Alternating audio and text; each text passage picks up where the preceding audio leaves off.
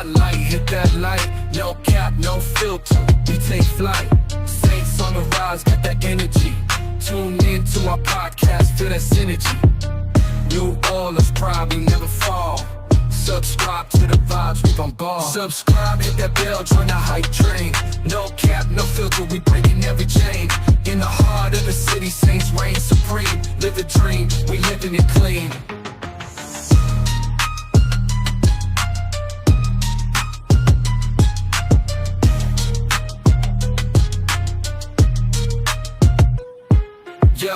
Yo, King Camara run that play. Crystal Lava flying, making waves every day. Take some heels, switch it up, always on the go. Cam Jordan the fans putting on a show.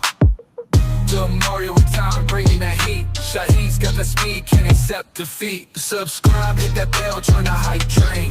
No cap, no filter, we breaking every chain.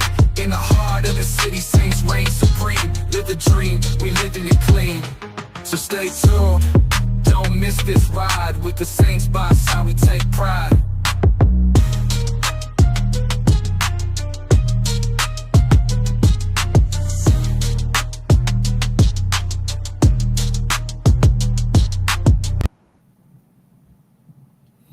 All right, what up, Who That Nation? This is No Cap, No Filter Saints. I'm your host, Marley G.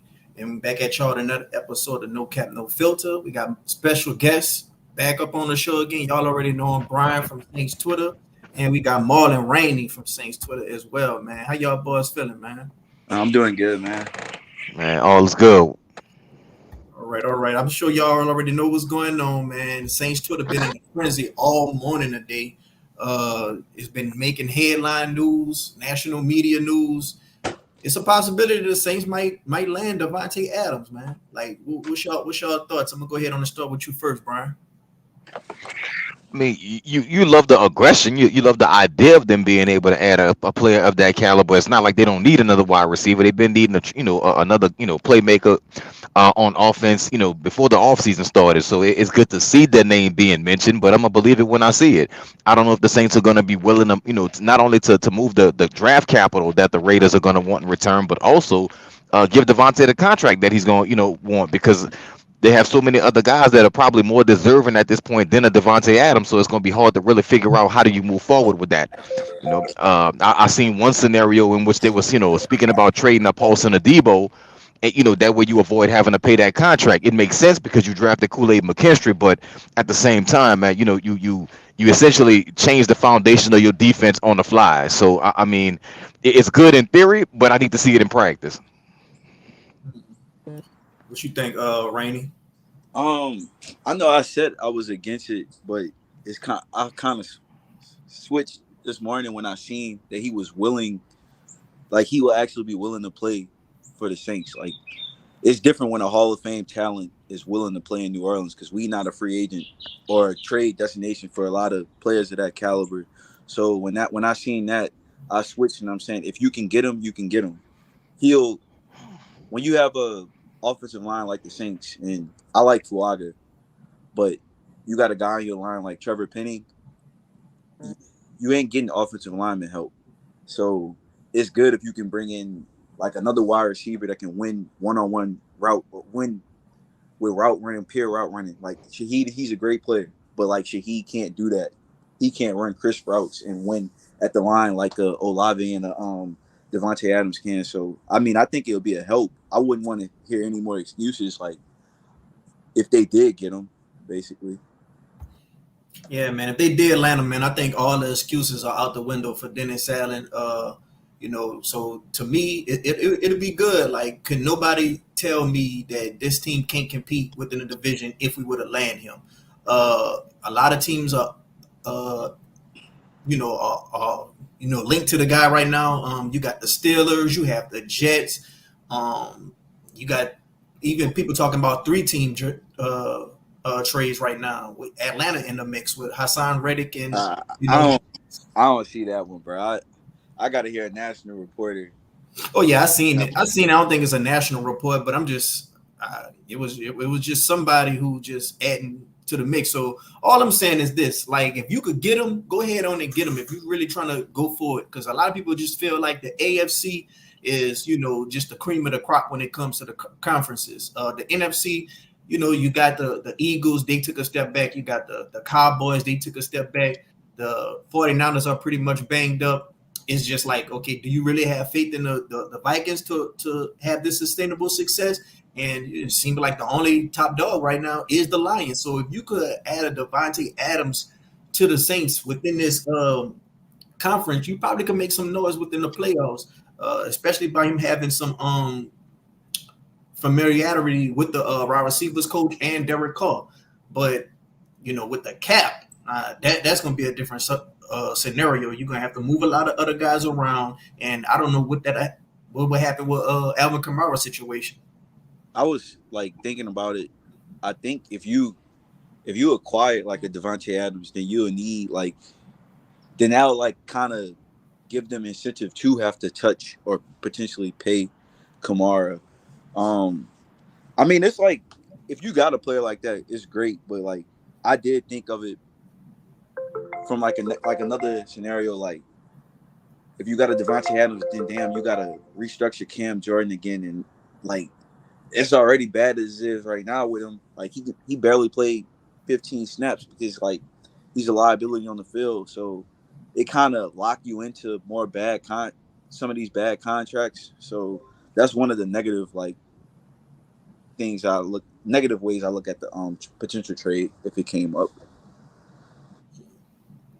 Yeah, man. When it comes to the contracts, if we did take on this guy and then Dennis Allen just fails, could that mean oh man, the next head coach is gonna be stuck in cap hell, and we're just gonna have to dig ourselves up out of this cap situation for years down the line, and we just extending other guys who just probably shouldn't be extended?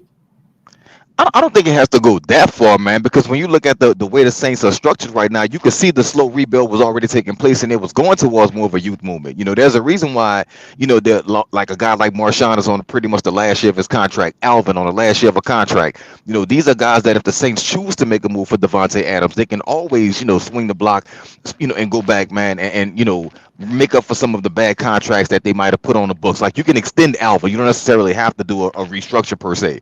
There are ways around it. So there are ways in which they can get creative with the cap to where they can keep it. They already touched Derek. So dudes like that is dudes that you don't want to touch. Your older guys. You don't want to give Honey Badger another contract. You don't want to give Cam Jordan, Derek Carr, Demario Davis. You don't want to touch those deals. But guys like Alvin and Marshawn, you can justify those if you do an extension with either or maybe you do trade a Paulson or Debo if that's what happens because you brought in Kool-Aid McKinstry and you have a young guy waiting in the wings like a Rico Payton that the Dennis Allen I trust defensively as far as the moves he'd make.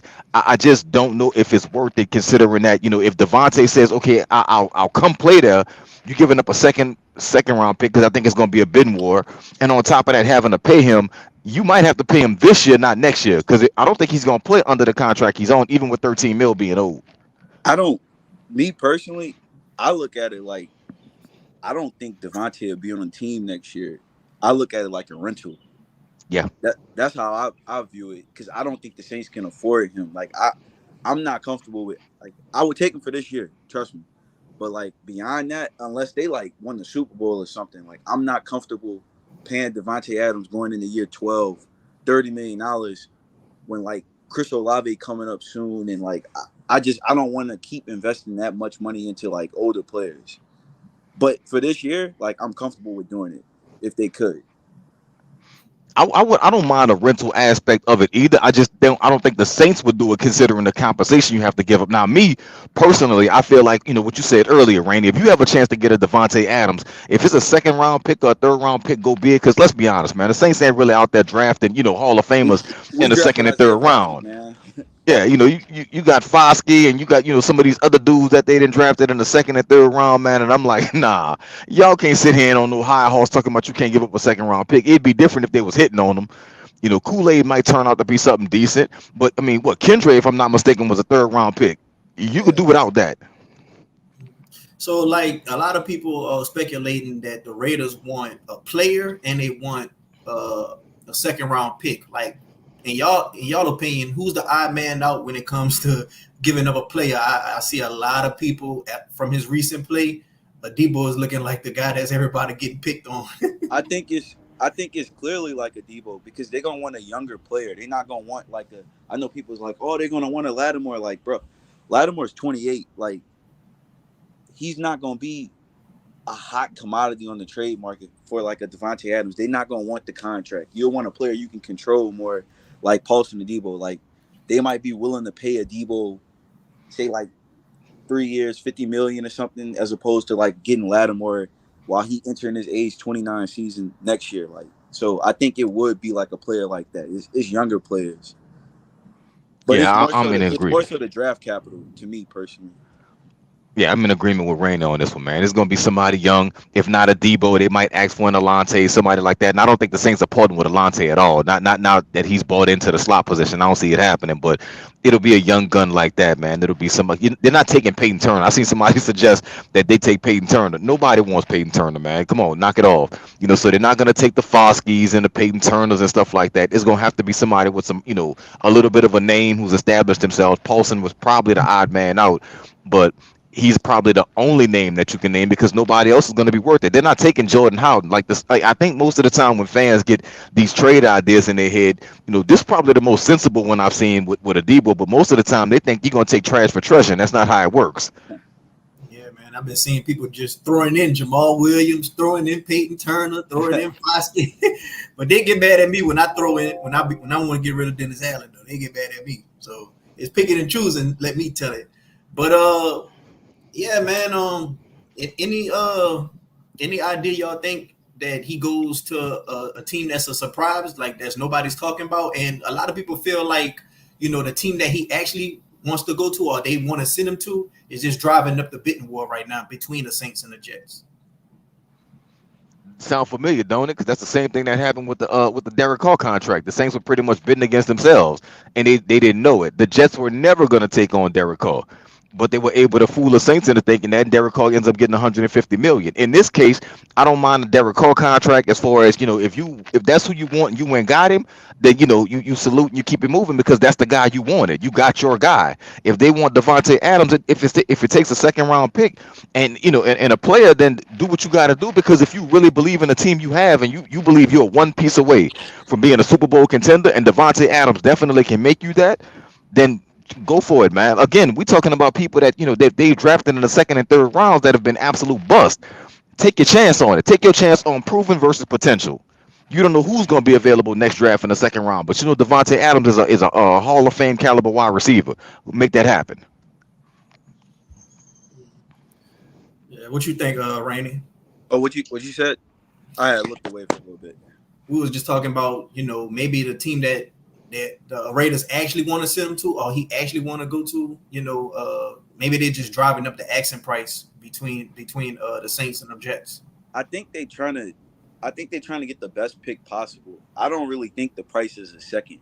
I think the price is a second for a team like the Saints that don't have the cap space. Like the Saints the Saints might give them a second so they can eat the whole contract, and you basically paying them like a $1 million bonus. Like it's probably a second for them. Maybe the Jets too. I don't know, but the Jets the Jets have the cap space to get the trade done right now. The Saints don't. But I really think the price is like a third because he is in year 11. He not a free agent, but he not a free agent, but he basically is a free agent after this year because he has no guaranteed money on his contract. So like it depends. But I do believe it's between the Saints and the Jets personally, like at the top. And I think like another team to look out for will be like the Commanders because they got the cap space. And I know like the the Raiders did try to trade 3 first-round picks to get the second pick in the draft to draft Jaden. And like he said it and like he confirmed it on like a podcast and like he wanted to play with Jaden. He was willing to play with him too. So with this possibility with the Saints, let's just say he does come to the Saints, and everybody right now is talking about Chris Olave. He's not getting enough targets. What does this mean for Chris Olave if this were to happen? I think it takes your heat off the field more personally. In the 2 wide receiver sets, I think it might affect Olave's stats a little bit, but I still think he'll eat. I just think that in this current offense, especially the Saints running now, like 6 targets a game just not enough because the dude open every play. I'm gonna disagree a little bit, man. I don't think it takes Rashid Shaheed off the field at all. I actually think it increases it. What I think it does is it takes out of Jawan Johnson. It takes out the need for you to have Foster Moreau out there. I think they might play more 3 wide receiver sets, or you get more creative with the way in which they use Shaheed. Like maybe they give him more of those speed plays, man. Or, those speed inside zones to where he goes around the edge, or maybe they put him in the backfield, line him up, give him a couple of carries. But I think they get more creative in the way in which they use him. I don't see him getting off the field more because he actually pulls teams away from Chris Olave right now, which is why he's getting open. Right now, Olave is number one. So teams are doubling him. So that's why Shaheed is getting the targets that he's getting. The minute that you open that up, not everybody goes to the natural position. Olave can be one of your two, depending on how you want it. Or what if you throw Davante in the slot? You let him cause damage because there's no linebacker or safety that could cover him if he's in the slot. It'll almost be a mismatch. It'll be like putting Mike Evans in the slot, man. You don't have anybody that can cover him on the other side. Too big, too fast, too strong. I don't think it decreases anybody's snaps on or targets on that thing. I think it opens it up for everybody except for Jawan Johnson, Foster Moreau. Maybe you take away some of the dump off passes from to Alvin and the running backs, but I think it's a good idea to add a Davante. Not that Rainey was saying it's bad. I just don't see it changing anybody's role except for maybe opening up the field more. I guess I was saying like more the two wide receiver sets, like when they in the 12 personnel when it's just 2 wide receivers. Like I think it'll just be them two mainly. And that. Yeah. Okay, I got you.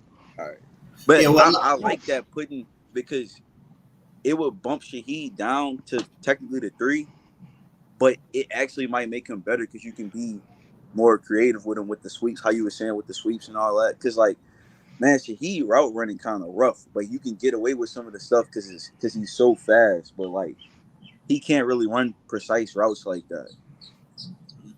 Well, yeah, a lot of people feel like we only running these 2 wide receiver sets because Clint Kubiak just don't trust these other receivers. Like A.T. Perry, he's been, out the lineup, I think, with like healthy inactives and just dealing with injuries. Cedric Wilson, they barely use him. Tipton, he get, a little bit of touches, but for the most part, I think they just do these lineups because that's what Clint Kubiak just, going with because you don't trust the other wide receivers to run a 3 wide receiver set. So maybe it'll look way different if we did have an Adams. I don't think it's that Clint don't trust the wide receivers per se. Don't get me wrong. I mean, you can't really put confidence in above means to go out there and dominate. I get it. So, I understand the point that's being made when people, suggest that, but I don't think it's that. I think Clint is a little bit still learning on the job, if you will. I don't think he understands how to make the adjustment in order to do that just yet. I mean, he hasn't had that assortment of weapons just yet. So I think if you gave him 3 wide receivers that were able to go out there and put up numbers, he'd be able to do it just fine. There's a little bit of I don't trust Derek maybe that I see more than I don't trust the wide receivers. Like you can't have Derek Carr throw the ball 40 times a game, 30 times a game. You can't do that. You got to keep Derek 25 and under. And as long as you do that, then that means you're probably taking safer pass routes. You can't the way the offense is presently constructed. The last thing you want to do is say, you know what, I'm gonna put A.T. Perry out there on a clutch play. Not happening. So I mean, for me, I think it's more of a Derek thing because the way Clint Kubiak is looking thus far is if he doesn't have Taysom Hill, his whole game plan gets basically thrown in the trash.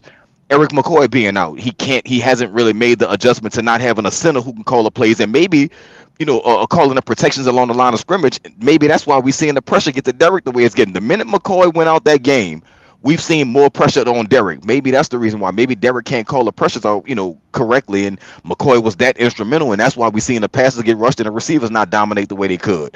I don't know if it's a wide receiver thing though. I think it's more of a Derek thing. If the Saints were to land this trade, does this make the Saints a Super Bowl contender with the landscape of the NFC? I'm not going to say Super Bowl contender, but like I think you have to make the playoffs. Like if you don't make the playoffs, it's over for Dennis Allen. It's over for it's over for everybody. Every older player, like it's over. This will be their one all-in move with the older guys. Like this would be the move. Yeah, I'm in total agreement with Rainey on this one. It ain't. They're not just automatically, going to the Super Bowl. Like the crazy thing is, right now, if you mention Saints in the Super Bowl going into the offseason, people will laugh at you. Now it's almost like, well, they have the potential to be a playoff team. I think Davante makes them a playoff team and no longer a potential playoff team. And once you get into the tournament, it's anybody's ball game from there. as of right now, presently constructed, they still a 7-10 team at best to me. So if you can, I think Devontae is good for 3 wins. And if that's the case, then there you go. Now you're in the playoffs because now you're looking at a 10-win team instead. Hmm. So if we have Davante, what will we still be missing for you guys to feel like, okay, yes, we are a bona fide contender now? What will we still be missing if we were to land Adams? You want to go I, first, or you want me to go first? Yeah, I'll take it first, right there, where you can clean it up, man. I still think they're missing pass rush and free safety. I don't think that's set just yet. I think Chase does a hell of a job of getting active to make himself a threat, but I don't think he's the guy that finishes, if you will. I think Grandel is a dude that actually finishes, but it's not like he's elite just yet. He's not on that Trey Hendrickson, like you can line him up out there and it's damn near an automatic sack on third and 8. It's not that. Trey was making his name well known once he got to Cincinnati and he got his playing time. So I don't think it's that. I think they missing pass rush. I think they still missing somebody that can help with the run in the middle, and they missing a free safety. I think if you get those, then maybe you're a contender. But getting Davante Adams doesn't really make you that. It makes you more of a threat to make it, but it doesn't make you a Super Bowl contender. That's pretty much what I was gonna say. Like I'm not. I know some of y'all. I know Brian. You might be a little like you might be really low on Howden. I'm not low on Howden or Will Harris at this point. I just think that those dudes is like they backups. So I don't think they have the free safety, and then like the pass rush is just inconsistent. I'm a Yeah, little bit lower, more lower on Howden than I am Will Harris. I kind of like Harris a little bit more back there. I think Howden is exactly what you said. He's a backup that can come in if your guy goes down and he's got to finish out a game for you, but your guy coming back next week. That's Howden at this point. And the way I think my problem with him is the way he was touted when he came in was, oh my God, we just found our next Marcus Williams. Not so much. I can't. I don't know, man. I just think the Saints put too much into like they kind of tout the fifth and sixth round picks, or how you saying, like, I don't like. I look at Howden, he hit for what he is as a draft pick. He's a fifth round pick. Like, that's kind of how I look at him. Like, I'm not expecting a fifth round pick to come in and be our starting safety, especially at free safety and single high. So I guess I just look at him that way. But mm. I mean, me personally, I feel like the safety position. I feel like we not that bad. Like we don't really let nothing deep go on us. We don't really just let wide receivers go off. It be them damn tight ends and them damn running backs. Like the offensive coordinator for the Falcons, he did this some malpractice. Like they should have kept running that rock with Tyler Algier and Bijan Robinson to me, and it was just bad. They were just using them in the wrong situations, in my opinion. So it's stopping that running back. Like I feel like it's hard for us to stop the run game. I feel like we don't have a consistent pass rush. Like I don't think teams are really game planning like how Brian say for Carl Granderson like they would for Trey Hendrickson. But I feel like it's the pass rush. I feel like it's the tight end. It's stopping the running backs, scrambling quarterbacks. Like even if a scrambling quarterback don't get it with his legs, he can still get it with his arm. Like we seen Hurts, he didn't get it with his legs as much, but he still threw for 300 and was hitting that tight end. So it's like we still got to slay that dragon. And I just don't trust Derek Carr and I don't trust Dennis Allen. Like Derek Carr under pressure, like the proof is in the pudding in the offensive line. I mean, we gonna have to see how much consistent it can be when McCoy get back, but I still don't really know. But that's all the thing that I think that is lacking with this team when it comes to being that Super Bowl contender. You damn sure got to stop the run. You damn sure got to get a pass rush, and you got to have a quarterback that could uplift you up out of certain situations. I don't think Derek Carr is going to uplift us out of certain situations. But do y'all see any packages where they can give us their tight end that they got the year before? uh, I don't think you getting two players for for him. Okay. Not a I mean, he was chance. still a second round pick. So Michael Mayer, like, if anything, they should be trying to have a two tight end set, especially if you're getting rid of a guy like Davante Adams. Build your offense around Bowers, obviously, and then sprinkle some Michael Mayer in. But I don't think they're getting rid of him, at least not yet. Yeah, I don't see it happening, man. If the Saints lucky they get Devontae, asking for anything else outside of that is going to be, that's when you get the phone hung up on you. Well, it can't hurt to try, but yeah, man, we're gonna have to see how this gonna play out, bro. Like, I would like to see us get Davante Adams, because these veterans right now. The way I see it, I think the Saints are gonna keep Dennis Allen around as long as we got these aging veterans. These aging veterans, to me, are the glue of the team. And once they all gone, if we don't have success, I think they're gonna just start a whole new regime, and then I think a lot of fans will get what they want and see Dennis Allen gone. But until these veterans, as long as these veterans are still here and they're playing at a high level, I think we're gonna have Dennis Allen stick around, especially if we bringing in other guys that can bring some reinforcements like a Davante Adams. That's kind of how I view it. Like he would have to like completely shit the bed to get fired this year, but unless he win, I don't think that he'll be here beyond 2025. Like next year will probably be his last year, unless he wins before that. Yeah, and Mo, I'm on record, bro. If Dennis Allen wins 7 games, he coming back next year, and next year is his year in which he has no more excuses. I think he might have that lame duck status, if you will, but that's still going to be a part of the program. I think Dennis Allen will be here next year as well. I think he'll end up winning 7 games. They'll keep him around. They'll use the excuses of McCoy being out and the players being injured and things like that, and they'll be able to justify it because it's not like you can say, well, you lied.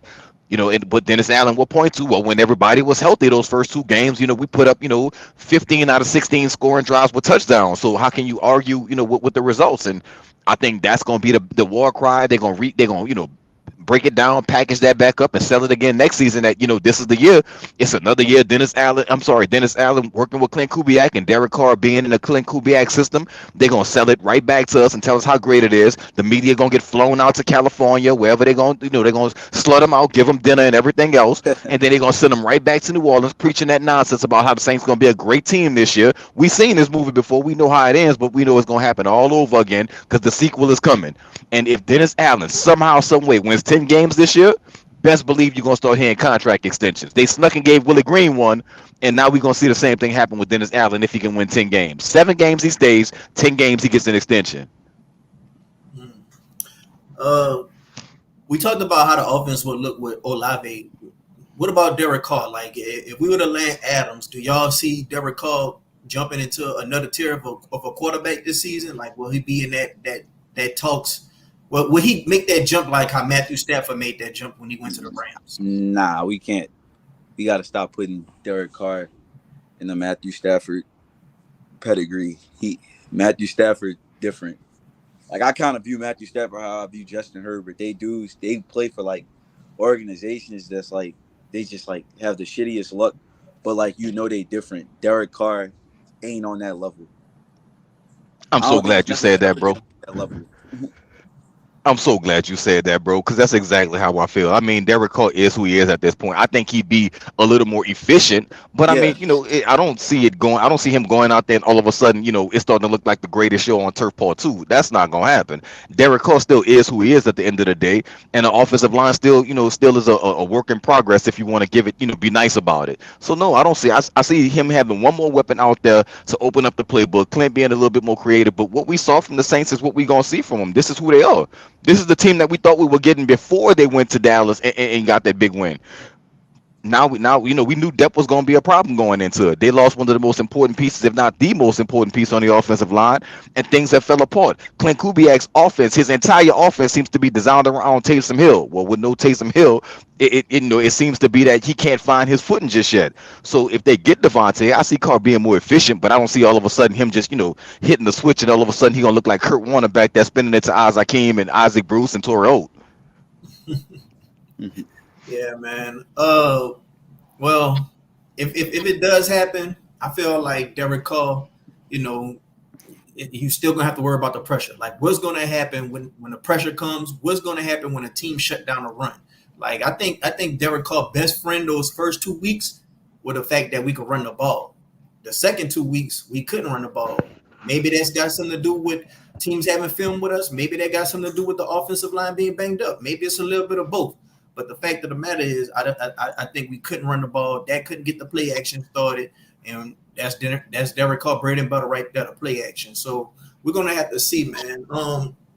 As far as the Chiefs go, it's looking like they're gonna be playing out there without Rasheed Rice for sure that everybody's seeing coming. But it's looking like he's gonna be able to make a comeback this season. By the time the playoffs start, if they'll be in the playoffs. But with this matchup, like, what do y'all see about this matchup? A lot of people are just glossing over the fact that the Chiefs have a good defense and they have a good run stopping defense. If they could stop our run, it might be a long day for us. You go first. All right, fam. I think when it comes to the matchup, bro, I think defensively, I think Dennis Allen is going to be able to come up with something to kind of slow down Kansas City. Not necessarily stop them, but slow them down to a point. The problem with Kansas City is they're like Golden State, man. At any given time, they hit a switch, and they rain in threes on you. You can't stop them from scoring, and that's the scary part about Kansas City. And with the Saints offense being as broken as it is right now, I think that's the problem. It's going to be the idea that you can't leave that defense on the field for that long. We don't know if DeMario is going to return. We don't really know the injury status of a lot of the players, who kind of went in and out. I mean, I think I said the other day when I was on the program, man, that it looked like the Saints needed to send somebody to academy or something like that to go buy a whole nother medical tent, because they would have had that many players going in that blue tent over and over again. So I mean, we don't know the status of that, and that's why I think the Saints they'll play them tough for a while. But I think this would be a closer game than what it would have been. I think it would be a closer game than what I expected going in. So I think this could be one of those 26-20 ball games in which Kansas City pulls it out. But I don't think it's going to be a blowout. But I don't think Dennis Allen and the Saints can keep up with Kansas City either. I think it's gonna be a 4-point game. Now I can't tell you if the Saints win, but it's gonna be a one possession game, or like less than 4 points with under 5 minutes left, and it's basically history say Mahomes and Andy Reid win these games, and Dennis Allen and Derek Carr lose these games. Now maybe it's different, but that's how all the Chiefs games go at this point. Especially since you took the explosiveness out the offense with Rasheed gone, Pacheco gone, no Marquise Brown. He been out the whole season, so you took that explosive element. So every game with the Chiefs go the same way, and it's gonna be a one possession game. And the Chiefs gonna wait for the Saints to make the mistake. Maybe they don't make the mistake, but that's typically exactly how the game gonna go. It's gonna be like, if I have to do a score prediction, say like 23-20. It's gonna be some shit that make you like mad. Especially if the Saints lose that close, you're gonna be like, man, if. But like that's exactly how the game gonna go.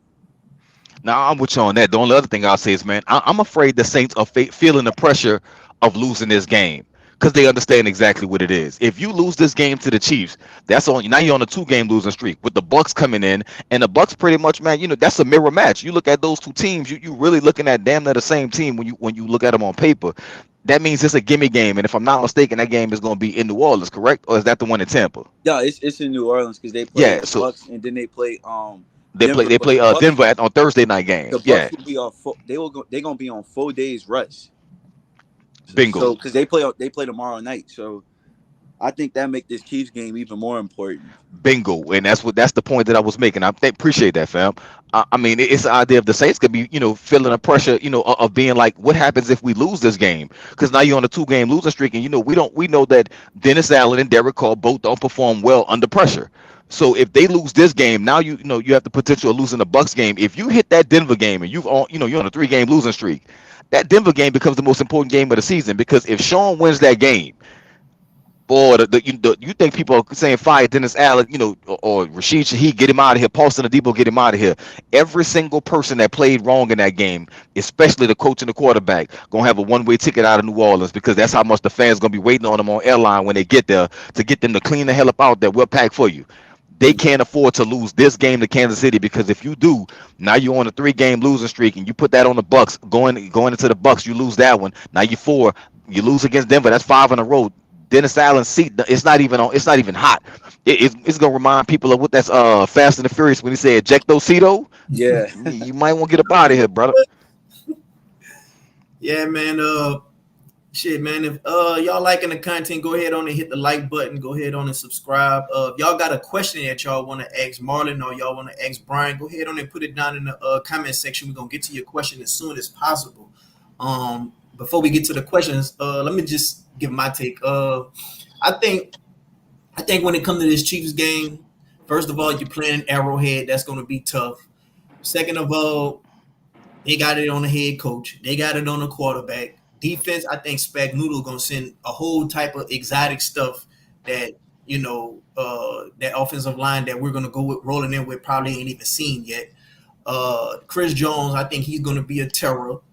Uh, but I think that Dennis Allen could, kind of neutralize them as well. But you still got to worry about Patrick Mahomes scrambling. Once again, that tight end.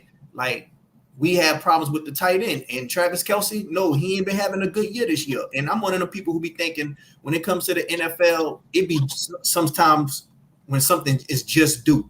On one hand, you could say, okay, well, the Chiefs are just due for a loss. But on another hand, you could say, well, the Chiefs are just due for a win, and they just due for a win in dominant fashion. Maybe this could be that win in dominant fashion. It's prime time.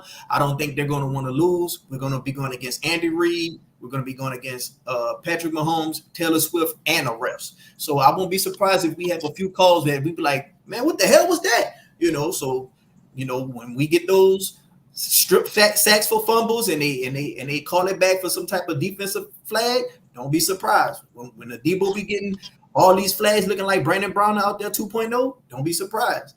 So then you got Hunt. He's going to be on his second week back.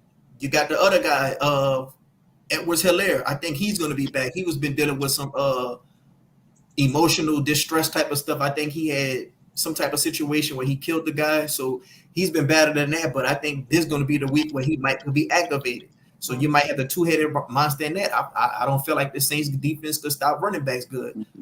And Hunt, he's not the same Hunt as before. But at the end of the day, I feel like he's probably on the same level as that Tyler Algier guy from Atlanta. So we're gonna have to see, man. I disagree with that, the running back stuff a little bit. What you got to say about it?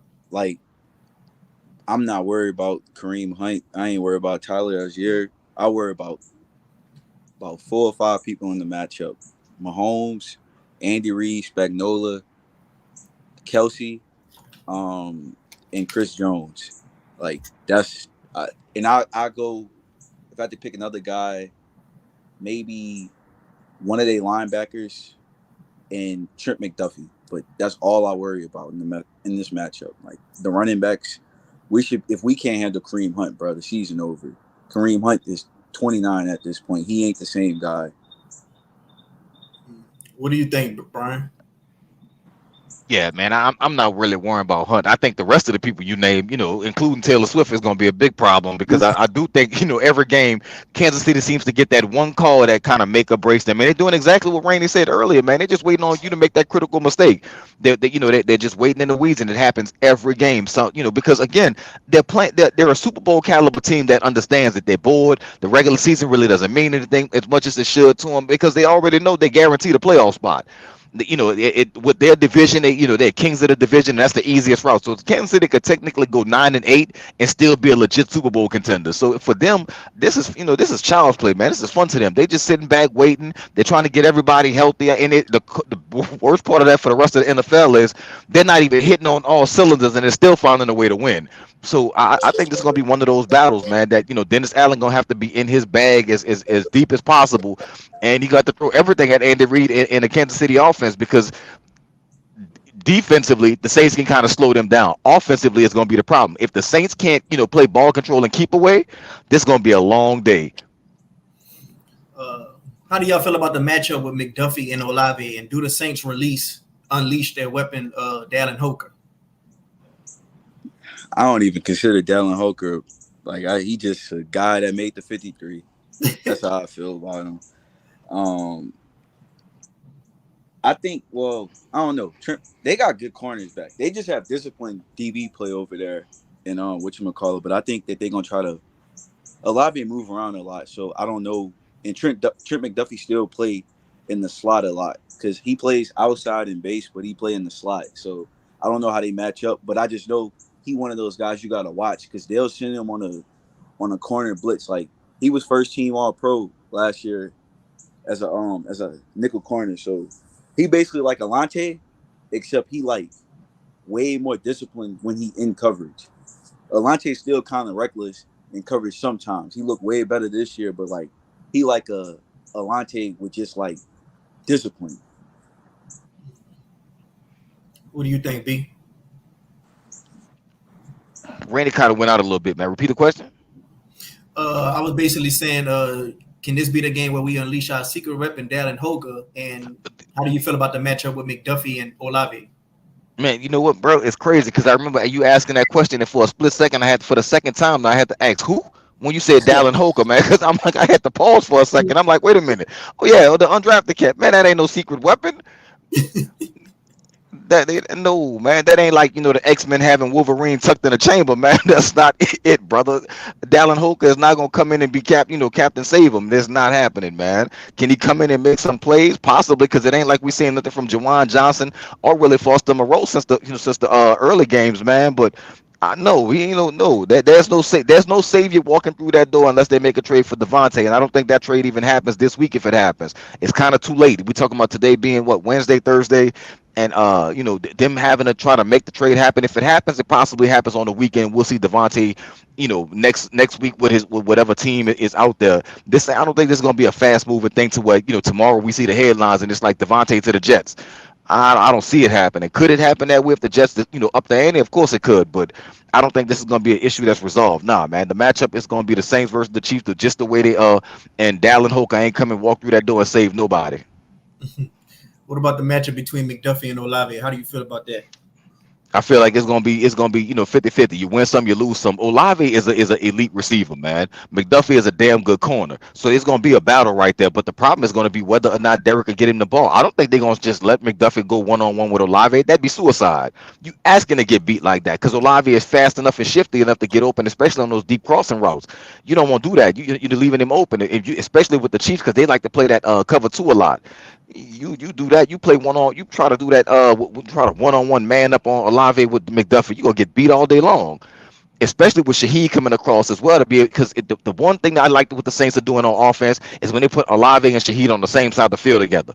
That's damn near asking for a problem. If you're a defense to let that go on one forever, nah.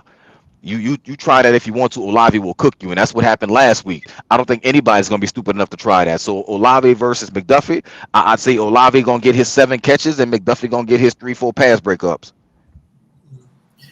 If y'all got any questions, go ahead and put your questions down up in the comment section. We're gonna get to it as soon as possible. I guess that answered your question right there, Justin. We're gonna get to another question that you had put.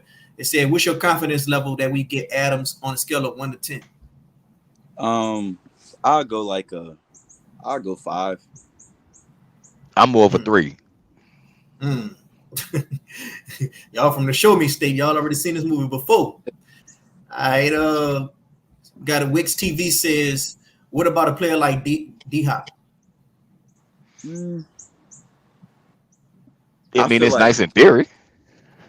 he do things that like they can use. I think if you got like, all right, I'll give you this. If the Saints got Adams, Adams is definitely like will be your best receiver. I don't think Adams in his prime. This might be like his last prime year, if that makes sense. Like if you got Adams, he'll be your best player. If you got D Hop at this point, Olave will be your best wide receiver still. But D Hop bring an element that you kind of missing. So I mean, it'll be a cool trade. But I actually think a person like D Hop and the Amari Coopers of the world, I think them dudes like that's the guys that the Chiefs gonna get because the price not gonna be as high of like a Davante Adams, and I don't think the Raiders would trade him in division. Yeah, I'm with Rainey on that, man. I like that. It sounds good in theory, bro. For people to talk about Amari Cooper, D Hop, DeAndre, man. But no, you got to show me that. You got to show the Saints have to show me that they're truly committed to winning, and it can't be with a Chase Young signing coming off a neck injury in which they gave him 13 mil for 1 year. I'm not gonna say it's an easy signing, but it was an easy decision for Chase. Nobody else was gonna give him that. So I'm not gonna get excited, that they got chasing. It's like, well, see, we're trying. No, you got to really show me. You got to push the chips into the middle of the table and say we're going for it, and you got to do that in a fashion that which makes sense. Adding to your defense makes sense, of course, because we see what's happening with Cam, but you didn't address the offensive line properly. You didn't address the depth along the defense. Like you left it out there for chance, leaving the wide receiver market the way they are, keeping guys and thinking you was gonna be able to create something out of Isaiah Foskey when you needed pass rush help. I can't. You got to show me now. Y'all got any questions? Go ahead and put your questions down in the comment section. We're gonna get it to as soon as possible. We got 504 Code says, do y'all see A.T. Perry actually contributing this year? Who? I Y'all jumping on that one. You go ahead on and go first, Rainey. it's hard to say because like at this point I see two wide receivers and I see a sprinkling of Mason Tipton. I don't. I think Bub Means is like a pure developmental prospect. You can tell like he's just raw, but he's 6'1", 210, and he can run, but he's raw. Cedric Wilson, he just on the team just because he's a veteran. At, he just I don't know. He just can't get right basically at this point. But it might be some of the issue might be like, in this scheme you got to block, and like maybe that's the buy-in. Maybe that's the issue is the lack of blocking. Like you can't just be in the Shanahan scheme. You can't just be a blocker. Like if you go look at the 49ers, like I know and start the year and like the Super Bowl last year, and he carried the momentum over. But like Jawan Jennings block, he blocks, and he's day 3.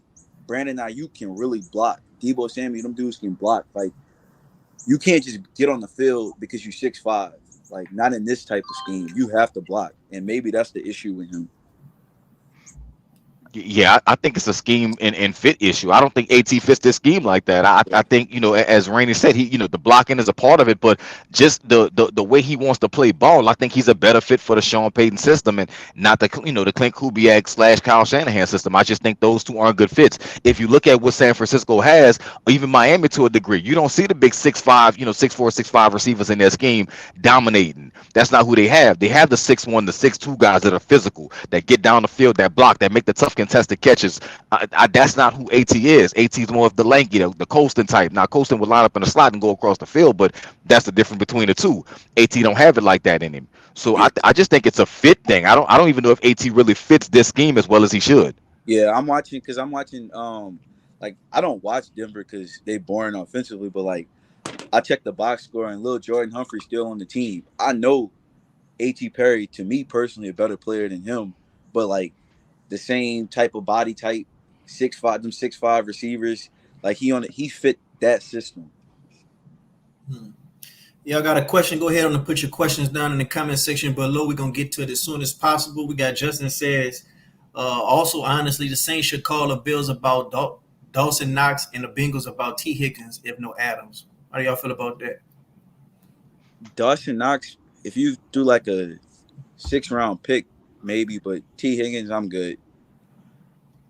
He a good player, but like T Higgins, you actually have to pay him if you got T Higgins. Like it makes no sense to trade for T Higgins if you're not gonna pay him. I don't.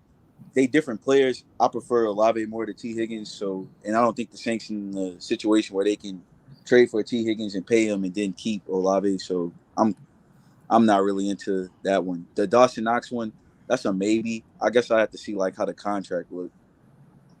I'm right there with you, Randy. You probably said it better than I ever could just now, man. I'm not with making a trade for the sake of making a trade. I'm with making a trade that's going to, make the team better. You basically giving up your future when you do this. If you give up a 2nd round pick and a player like a Debo, then that means you're doing that for a Davante Adams. That's a big move. For a T Higgins, not so much. I wouldn't make that move for T Higgins, and I definitely wouldn't give up anything more than what Randy said just now. I wouldn't give up a 6 for Dawson Knox.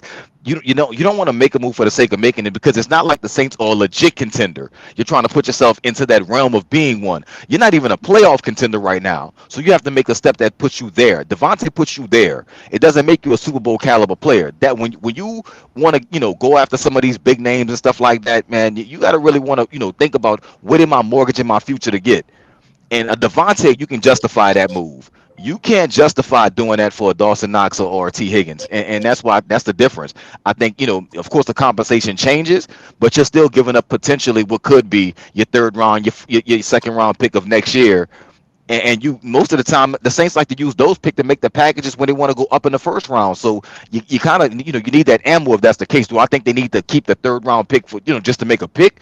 No, but to add with another pick, you take a 1st and a 3rd, you move up from 15, 17 up into the top 10. Yeah, that's when you want to keep that 3rd round pick for, which is why the Saints couldn't make that move last year. They didn't have enough ammo. Yeah, like I'm looking at Dawson Knox contract. I think he get like say like 10 or like $11 million next year. I don't think he $11 million tight end, so that's a hard sell for me personally.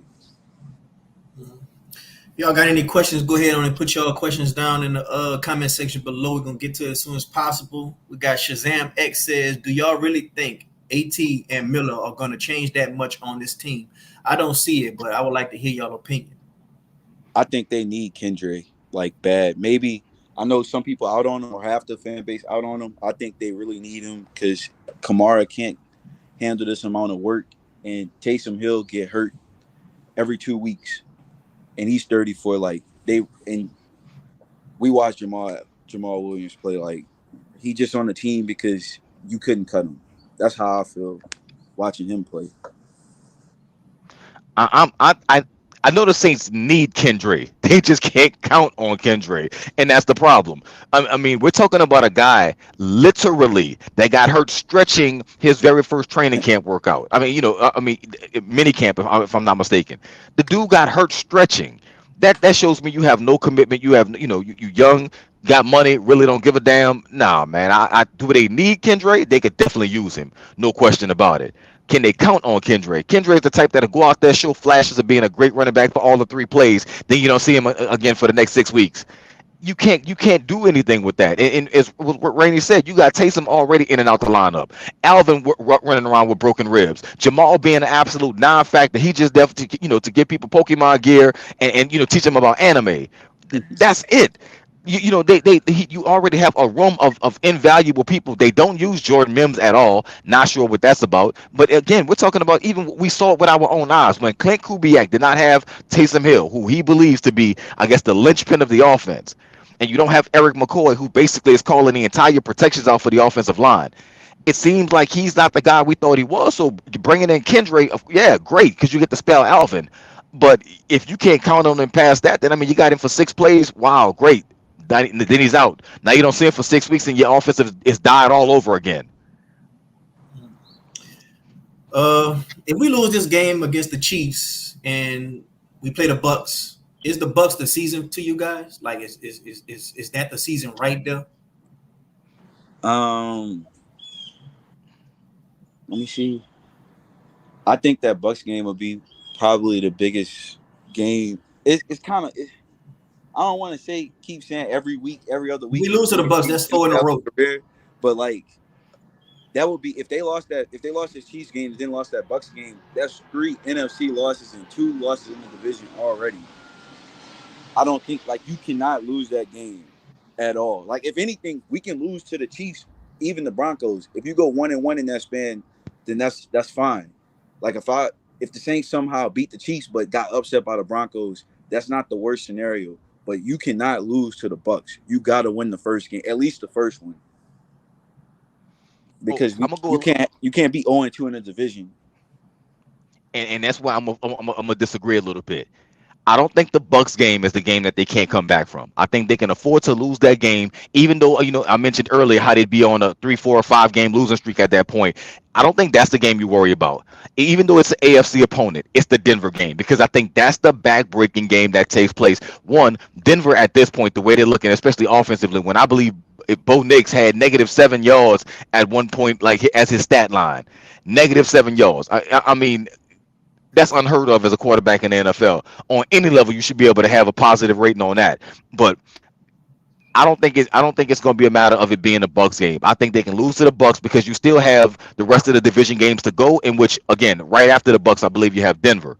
After Denver, you got the Chargers, if I'm not mistaken. Let me see. I got it pulled up. Yeah, the Chargers. Play the Chargers. Yeah, but then after that, you get the Panthers again. You get the Falcons again. So now you have a chance to kind of start rebuilding yourself in the division. Because of course, the NFC South gonna eat each other up. You got 3 teams that's really competing. Carolina's the gimme game. So if you can beat, if you can, kind of, if you lose that game against the Broncos, then you got the Chargers up next. You can start to get on your win streak with the Chargers, even though that game is in LA. You got the Panthers, you got the Falcons. So now you get to build yourself up from being 2-4, 2-5, whatever it may be, to now you're more of like, you're almost right under 500. Start to get it. Maybe you get to 500, and now you can kind of say, you know what, we got the rest of the division to go. We still got a game against Tampa, still got, a game against Atlanta again. So I mean, you kind of maybe you can go from 0-2 to 4-2 in the division, and kind of make yourself put yourself in that position. But I think that Broncos game is going to be too. I think that's the backbreaker. That's losing to Sean. Sean coming back into the dome. He's going to be celebrated. And I mean, if Dennis Allen has any nuts whatsoever, that's the game you should want to not only win the game, but you should want to smoke Sean. Send a message, man. This is my team now. This is my city now. And if you can't do that, if you go out there apologizing and shit like that, man, just get him out of here. Yeah, because I mean, Sean Payton tried to, when he seen that trade market wasn't hot. He was trying to get him fired to say he was trying to come back to the Saints. So Yes. like, yeah, you gotta try to beat the shit out of Denver. They defense look really good though, so I'm looking at the game a little different because Denver defense look elite. Yeah, man. If y'all got any questions, go ahead on and put them down in the comment section below. I'm gonna get these guys up out of here real soon, so go ahead on and please get all your questions out as soon as possible. We got Charlie Dog says, "Do y'all see Alvin Kamara breaking 1,000 yards this year?" Yes. I, If he I stay healthy, yeah. if he stay healthy, yeah. He already. I mean, he got like what? I think he averaging like 90 a game. So He probably close to 400 right now. yeah, I don't think he going. I'm not saying he gonna get 1,500, but I do think he get break 1,000 this year. Which I don't. To be honest with you, I know other fans care about like, oh, he never had 1,000 yards, but like, man, the dude was one of the at his absolute peak. He was one of the best dual threat players we've seen in the league in the last 10 years. So I never really cared about he doesn't have 1,000 yards. We got Justin says, "Is there any pass rushers out there would y'all want the Saints to trade for?" I don't think there's anybody out there that's available the Saints can trade for. I don't think there's like I think the only dude that may be available is Hassan Reddick, and I don't really think that's a headache the Saints won't even get involved in. I mean, I think the dude he was in Buffalo and he don't want to play. I think If I'm not mistaken, with the Jets now, and he don't want the to. Jets, It'd that's be who like it's with. He with the type of Jets. trade for pass rushes. It'd be like you trading like all right, the Bears. It was a guy I think the Seahawks had. He averaged 7 sacks a year for like the last 3 years. The Bears traded a 6th-round pick for him. That's the type of pass rusher you get. You ain't getting nothing like Bingo. yeah, you ain't getting nothing elite or nothing like that. Yeah, I don't think there's anybody out there that's even worth trading for at this point. Yeah, man. Look at that. See, people just trying to rid themselves from Jamal Williams, dog. Pull Jamal Williams, and it's crazy because Jamal Williams, he kind of just like Hassan Reddick when it comes to that anime stuff, and a lot of people just don't. A lot of people not feeling that, like this whole new era when all these guys showing their personality with anime and on their social media side, starting podcasts and having rivals being on podcasts after a loss and stuff like that. A lot of people are mad at that. Do y'all feel like the rivalry game has went away within the NFL? Because we used to have Roddy White, we used to have Steve Smith. I used to feel like those guys were real rivals. Cam Jordan, I really think he take it serious. I really think he hates the Falcons. Seated dudes, I really believe that he hates the Falcons. Right now, I don't feel like none of these guys are just really just at each other's neck like that. I don't think Drake London just hate us. I don't feel like none of the Panthers players just really hate us like that. Do y'all think that's a lost art that just gone away from the game? No, I don't think so, man. I don't think the rivalry has died. I just think it's on a slow cook because like it's what you said. A lot of the players that's coming in now are younger players and they haven't developed that thing. The Saints Falcons rivalry is us for us fans, it's for the organizations because they understand it. So when a coach gets hired, they do the old college football thing. Like, yeah, we're gonna beat Ohio State, we're gonna beat Michigan. Well, it's the same thing with the NFL. Coach get hired, they know that the chief rival's gonna be the Saints. Raheem Morris ain't no dummy. What's the first thing you do? Say, man, I don't know what we're gonna do, but we're gonna beat the Saints this year. It makes sense for it to be like that. The players are just young. They have to kind of grow into that. And what's gonna happen is when the Saints play the Falcons again, we'll see what happens. And if the Saints win that, when not a rivalry starts, because somebody got to win, somebody got to lose. You do that enough times, you start not like that team. That's how I started in the first place. So do I think the rivalry is going anywhere? Not personally. I don't think so. I think they still got a few old school members that feel that way. I just think, man, the way people are these days, man, these young kids don't give a damn about doing nothing but painting their nails and dancing on TikTok. So I mean, like you got to get to that point. You got to lose to that team enough times to make you say, man, you know what? I just don't like them. Yeah, And it hasn't happened yet. I think it's just the age that we live in. I was talking about this with my dad yesterday. Like, I'm not old or nothing, but like he said that when like he brought up the argument that like when we watch LeBron willingly team up with dudes that was like his peers, like that kind of changed it how it is with young players. Like a young athlete, like you seeing LeBron team up with Dwayne Wade, like y'all supposed to be rivals. Like that kind of changed how I guess the aggressiveness in sports. I don't know how to really articulate it, but like I can't see his point of like you watch like the top athlete in the world team up with a guy who he's supposed to be rivals with, and that kind of just changed everything. So I don't think it's not the same at all. Like even I don't know if you've seen the Thursday night game last week. Malik Neighbors took a hit. He played for the Giants. CeeDee Lamb ran to the other side of the field to see him. Like while he was on the ground, that's like that shit not normal at all. Like in that rivalry, that's you wouldn't expect to see that like 15 years ago. So I get it's just different now. Mhm. Out of curiosity, how old you, Marlon? I'm 27. Oh, all right. I know you seen on Twitter your boy Homer Q. He got me worse than you as a fan. I said, God damn, boy, that boy cute on that. Boy, I think I'd be ruffling his feathers, boy, when I be tweeting. Boy, that boy do not like me, boy. But yeah, man, we're gonna have to see, bro. Like I really feel like the rivalries, I think it should make a comeback. It made way more entertaining matchups. Like when it comes to the Marshawn Lattimore and Mike Evans, I don't really think that was a Saints Bucks thing. I think that was a Marshawn Lattimore Mike Evans thing. I just think they had personal beef with each other. I think that's one of the few rare rivalries in sports because like if you see Bucks fans fucking hate him, like that's that shit like personal. Like they really do not like him at all. Like if you told a Bucks fan they could win a Super Bowl if y'all just signed Lattimore, them niggas would probably say no. Like they really don't like him. That's one of the few rare rivalries in sports. Like I never really considered the Panthers a rival to me. Like when I watched, but when they had Cam Newton, that shit felt like a rivalry because people hate Cam Newton. He one of them type of figures like that. You either love him or you hate him. It was Steve Smith with me, boy. I used to hate Steve Smith and Roddy White, boy. I used to hate them dudes. Yeah, Roddy White make it personal. Like I think Cam Jordan, he more playful with it. He might not like the Falcons, but it's kind of like a playful type. It's playful jabs and stuff. He the company guy, huh? You just gonna have to say the cliche stuff. What you think about the Sean and Evans thing, B? The who found? The Marshawn and Evans, Marshawn and Mike Evans? Yeah. Oh, that's as real as it get right there. But again, that didn't happen. That didn't happen because they had a street beef or nothing like that. That happened because they kept playing against each other. And the more Marshawn got the best of him, what happens after that is the reporters run back there, get in Mike Evans' face. Mike, you went up against Marshawn today. He blanketed you. You got 0 catches and 3 targets. Now Mike Evans pissed off. So the next time he play, he's trying to get his get back.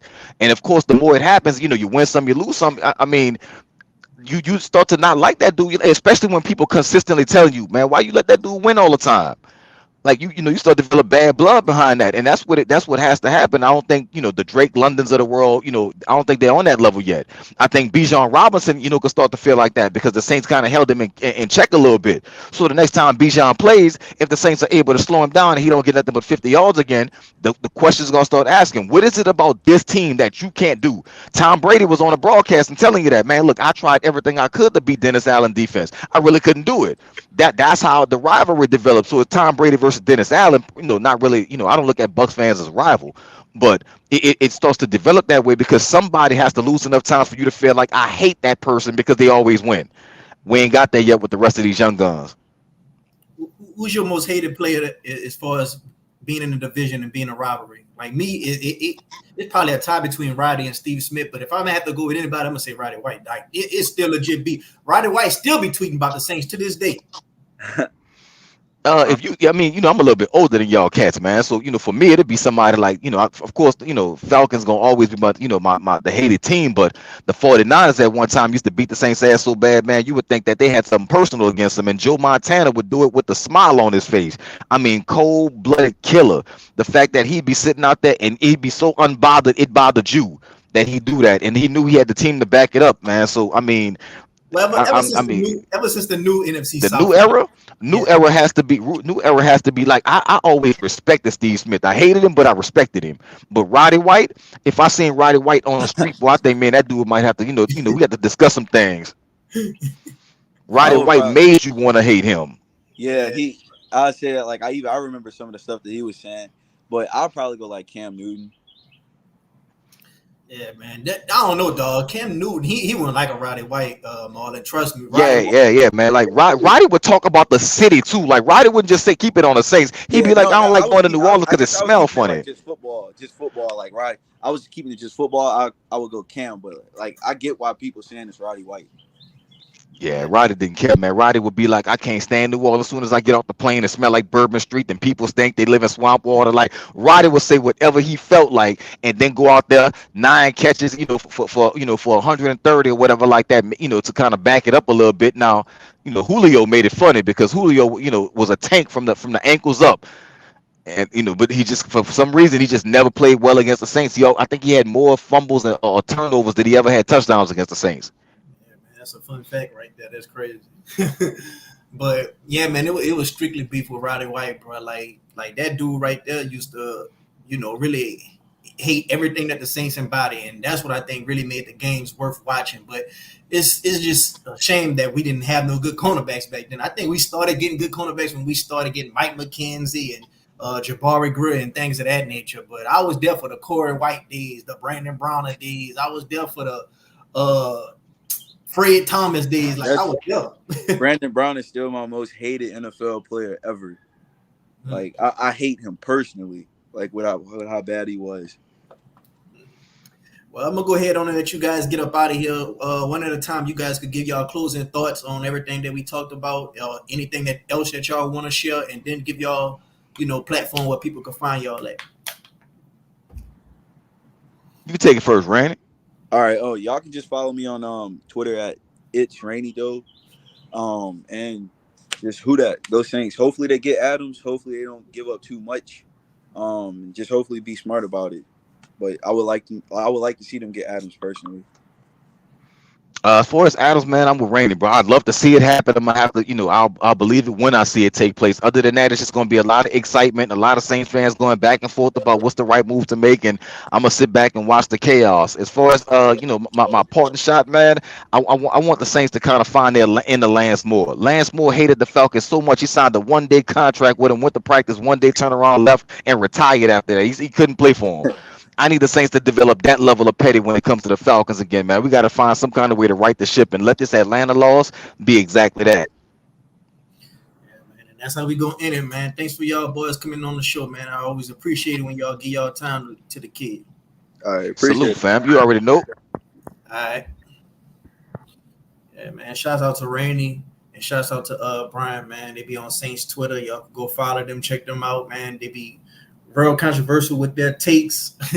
But at the end of the day, as y'all can see, they know what they be talking about, bro. They know their stuff. They don't just say stuff, out their ass. They really come in with logic, and they come in with some facts too as well. So, but we wrapped up talking about the Chiefs matchup. I'm gonna get a little bit more in depth with it later on in the week. We talked about Davante Adams possibly coming to the Saints. Me personally, I would like to see him come to the Saints because I really don't want Dennis Allen to have any excuse. Like, we gave you everything you wanted. You have everything full throttle. Same with Dennis. Same with Derek Carr.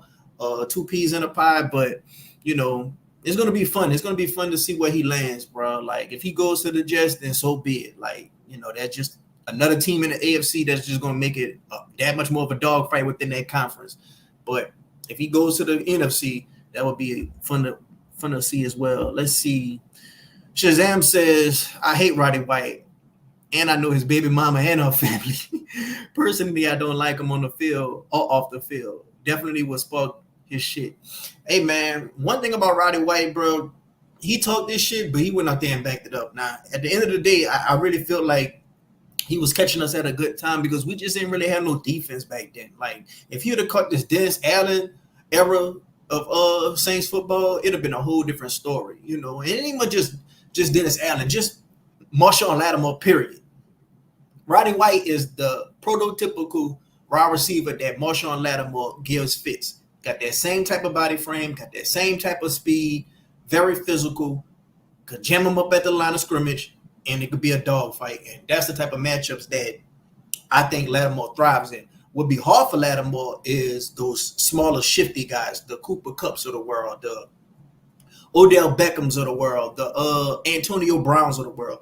That's the guys that give Marshawn Lattimore fits because they just so small, so shifty, got that acceleration when they just hit their speed. It's just very hard.